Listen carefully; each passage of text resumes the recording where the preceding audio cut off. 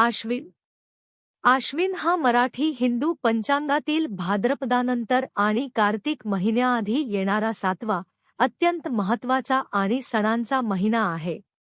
चंद्राच्या भ्रमणामध्ये जेव्हा अश्विनी हे नक्षत्र चंद्राच्या सान्निध्यात येते तेव्हा जो मराठी महिना सुरू होतो त्याला अश्विन महिना म्हणतात.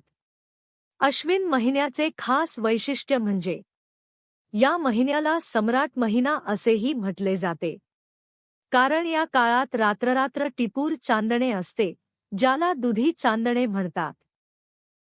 कोजागरी पौर्णिमेच्या रात्री लक्ष्मीची पूजा करून मानवांनी रात्र जागवून या चांदण्याचा आस्वाद घ्यावा, अशी परंपरा आहे. कार्तिक. कार्तिक महिना हा मराठी पंचांगानुसार वर्षाचा 8वा आणि अत्यंत पवित्र महिना मानला जातो.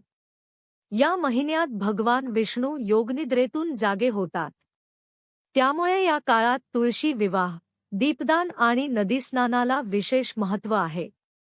हा महिना भक्ती, दान आणि समृद्धीचा काळ मानला जातो. कार्तिक महिन्यात विष्णू आणि लक्ष्मीची पूजा केल्याने सुखशांती मिळते.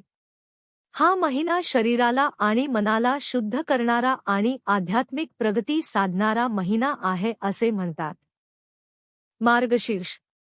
मार्गशीर्ष महिना हा मराठी हिंदू पंचांगातील 9वा अत्यंत पवित्र महिना असून भगवान विष्णू आणि लक्ष्मी मातेला समर्पित आहे.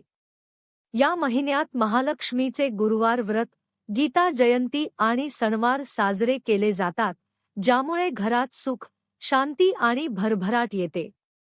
हा महिना आध्यात्मिक प्रगतीसाठी आणि कौटुंबिक समृद्धीसाठी उत्तम असतो. The Learning Hub. अधिक माहितीसाठी चॅनलला फॉलो करा.